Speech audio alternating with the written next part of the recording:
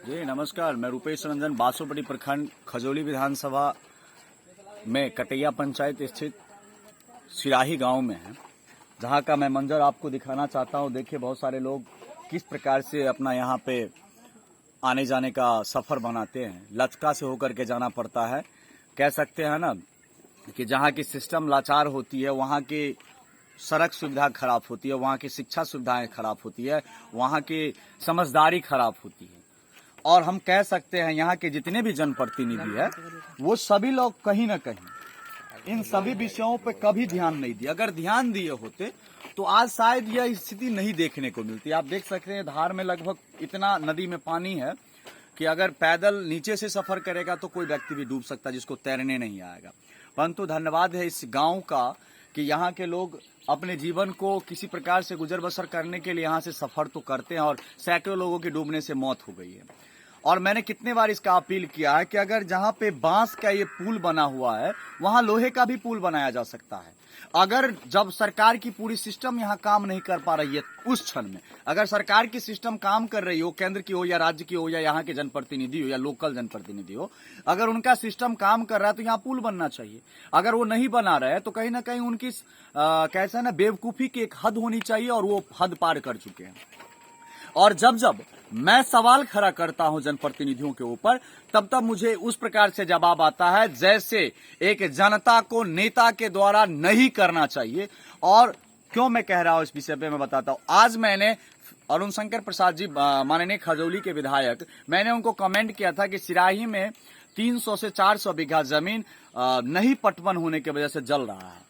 उसमें धान की फसल है, आप लोगों ने देखा होगा मेरे फेसबुक हैंडल से, पूरा फसल जला हुआ है, जल रहा है, जैसे आग लग रहा है वैसे उस प्रकार से जल रही है। लेकिन उस विषय में जब मैंने उनको कमेंट किया तो अरुण शंकर प्रसाद जी का यानी कि स्थानीय विधायक का हमें जवाब आता है कि आप खुद बड़े नेता हो। कितने बड़े बात, अगर एक जनता को एक नेता के माध्यम से, एक जीते हुए जनप्रतिनिधि के माध्यम से इस प्रकार की बातें कही जाती है तो कितनी बड़ी शर्मनाक है। वो अब जनता के लिए क्या कार्य कर सकता है। और यही बात हमको पहली बार उन्होंने नहीं कहा, इससे पहले भी हमको वो कह चुके हैं। और वो क्या था, 2006 ईस्वी में स्वास्थ्य उपकेंद्र के संबंध में मैंने जब उनके पास गया था आवेदन लेकर के, तो उन्होंने कहा कि वीरेंद्र यादव से पूछो ना कि वो क्यों नहीं बना पा रहा है। तो विधायक खजौली के अरुण शंकर प्रसाद जी और पूछना हमको वीरेंद्र यादव जी से है, तो भी सवाल हमको समझ में नहीं आता आखिर वो कहना क्या चाह रहे हैं, और हम करे तो करे क्या जनता के लिए। और जब मैंने पुनः उनसे सवाल पूछा तो जवाब क्या था मैंने आपको बताया, और फिर आज सवाल पूछ रहा हूं। फिर ये तीसरा सवाल है, और मुझे विश्वास है कि इस पे भी अगर उनके पास नैतिकता नाम की चीज होगी, अगर उनके पास राजनीति का सिद्धांत होगा, तो जरूर इस सवाल पे भी जवाब देंगे।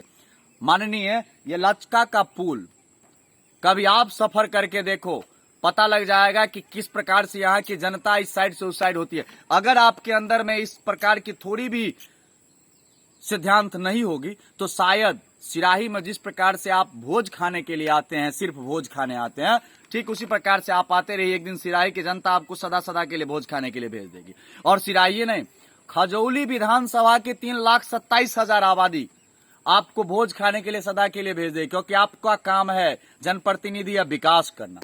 अगर आप विकास को छोड़ करके खुद का विकास कीजिएगा तो जनता बेवकूफ नहीं है महोदय। आपके जैसे ऐसे कितने आए और कितने चले गए, आपकी भी गिनती उसी चले जाने वालों में होगी। और मैं निवेदन करूंगा उनसे कि इस पे भी उनका कुछ रिएक्शन होना चाहिए। और मैं चाहूंगा कि लोकल जनप्रतिनिधि जो यहाँ के हैं उनके द्वारा भी, जो स्थानीय मुखिया है कटैया पंचायत के मुखिया पति के द्वारा भी मुझे फेसबुक पे ब्लॉक किया गया। क्या मेरी आवाज सुनने में आपको तकलीफ होती है तो आप यहाँ से पंचायत से बाहर हमको कर सकते हैं। मैं आपको चुनौती देता हूं, आपके अंदर में अधिकार हो तो। लेकिन अगर आपके अंदर में अधिकार नहीं है तो सोशल मीडिया पे किसी जनता का आवाज रखने से आप नहीं रोक सकते हैं। अगर वो आवाज रख रहा है तो आप उसको सकारात्मक जवाब देंगे। अगर आप सकारात्मक जवाब नहीं दे रहे, इसका मतलब आप चोर और कायर है, और आपके पास राजनीति का कोई सिद्धांत नहीं है। और यहाँ के स्थानीय प्रमुख है, इस पंचायत के स्थानीय मुखिया है, विधानसभा के विधायक हो या झंझारपुर के सांसद, अगर इन सभी लोगों में थोड़ी भी सिद्धांत नाम की चीज होगी तो मैं आशा करूंगा कि 15 दिनों के अंदर आप इस जगह का आकर के एक बार मुआयना करें। अगर आपके अंदर में इन सभी राजनीतिक जो सिद्धांत होते हो अगर वो समाप्त हो गया, आप पैसे की राजनीति करें, तो आप यहां नहीं आइएगा। और नहीं अगर जनप्रतिनिधि आते हैं तो मैं दूसरी लाइन अब कहना चाहता हूं पदाधिकारी को कि आप लोगों भी तनिक नाम का अगर शर्म हो तो एक बार इस जगह का मुआयना कीजिएगा। अगर शर्म नहीं हो और आप जिसके लिए चुने गए हैं, जिसके लिए आपको पद पे बैठाया गया, जिसके लिए आपको सरकारें तनख्वाह देती है, अगर वो नहीं कर पा रहे तो आप रेजिग्नेशन लिख करके भेज दीजिए सरकार को। आप जैसे ऐसे पदाधिकारियों को यहां और हमारे क्षेत्र में बैठ करके काम करने का कोई अधिकार नहीं है। अगर नहीं आपके अंदर में है इस चीज का जज्बा कि हम कार्य कर सकते हैं और जिसके लिए हमको चुना गया है वह कार्य हमें करना है, तो 15 दिनों के अंदर आकर के यहाँ कम से कम लोहे का ही पुल क्यों न हो तत्काल और तत्क्षण प्रयास करें, और नहीं हो सके तो यहाँ आकर के कार्य को शुरू करें। कहा जाता है कि इसका एस्टीमेट पास हो चुका है, तो शायद कागज पे ही एस्टीमेट रहेगा या जमीन पे भी आएगा। अगर पास हो चुका है तो कार्य किया जाए, अगर पास नहीं हुआ तो तत्काल में, इस बरसात के मौसम अब अभी भी पानी है नदी में, आप देख सकते हैं डूब जाएगा, सैकड़ों लोग डूबने से यहाँ मौत हो चुकी है। तत्काल यहाँ पे लोहे का पुल जो 2 साल या 3 साल या 4 साल में अगर आपका कार्य संपन्न होगा, उससे पहले लोहे का एक पुल का निर्माण करवाया जाए ताकि लोग सही से आ जा सके। उसको गिरने से न टांग टूटे न डांट टूटे। यहाँ से बहुत सारे लोग गिर चुके हैं नीचे, कितने लोगों के हाथ पांव टूट चुकी है। मैं जानकारी बता रहा हूं, अगर नहीं हो तो आ करके इस गांव में आप पता लगा लीजिएगा, आपको मिलेगा। अगर नहीं सही हो तो आप मेरे खिलाफ 1-2 FIR कर दीजिएगा, क्योंकि मैं गलत बोलूंगा तब। लेकिन आप लोग, मैं सही बोलूं तो भी और गलत बोलूं तो भी FIR तो करना आप लोग का काम है, और हम चाहते भी है कि मेरे खिलाफ 1-2 FIR आप लोगों के तरफ से हो, पदाधिकारी भी कर दे।